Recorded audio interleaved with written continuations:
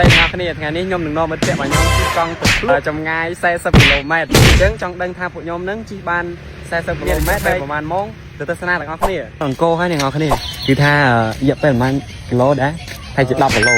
này ngày chứng bây giờ cả cam mà vẫn cứ chiên từ đó thiệp chục chạy đi tới vậy. Oh my god. Ngọc này cứ tha ở lâu nâng mấy cứ tha kiêng lầm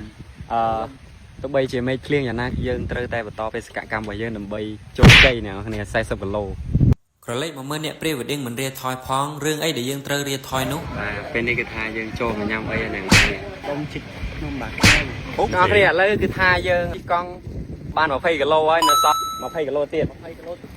សង្ឃឹមថា20គីឡូទៀតហ្នឹងជោគជ័យកុំភ្លៀងអ្នកគ្នាតែសាមិនភ្លៀងទៅខ្ញុំឈប់ជ្រោកញ៉ាំបាយផងទៅណៃពេលយូរអញ្ចឹងយើងនឹងបន្តបេសកកម្មមួយនេះដើម្បីឲ្យទទួលបានជោគជ័យ យូរនោះខ្ញុំក៏បានបន្តដំណើរជាមួយនឹងមិត្តភ័ក្តិរបស់ខ្ញុំផងដែរ ចំប៉ាមួយតងបាំងស្លឹកចុងម៉ែ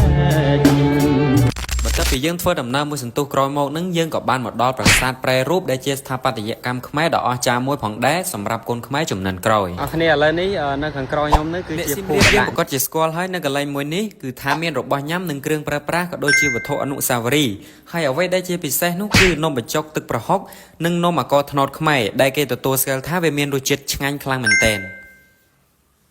ហើយជាបន្តមុខទៀតនោះគឺយើងក៏បានជិះបន្តទៅមុខទៀតដើម្បីឈានទៅដល់គោលដៅបន្ទាប់ផងដែរ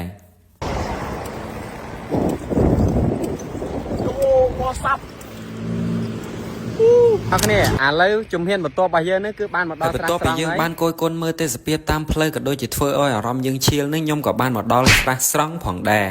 ហើយបន្ទាប់ពីយើងធ្វើដំណើរចេញពីស្រះស្រង់នឹងយើងក៏បានឈានទៅដល់គោលដៅរបស់យើងដែលនៅសល់ចំនួន5គីឡូម៉ែត្រទៀតដើម្បីដល់គោលដៅ អ្នកគ្នាបេសកកម្មរបស់យើងនេះគឺទទួលបានជោគជ័យណាអ្នកគ្នា40គីឡូអ្នកគ្នាប្រើរយៈពេល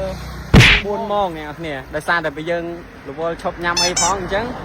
4 ម៉ោងនៅក្នុងការធ្វើដំណើររយៈពេល4ម៉ោងនេះគឺយើងទទួលបាន40គីឡូអញ្ចឹងបាយបាយអ្នកគ្នា follow មួយទៅអ្នកទាំងអស់គ្នា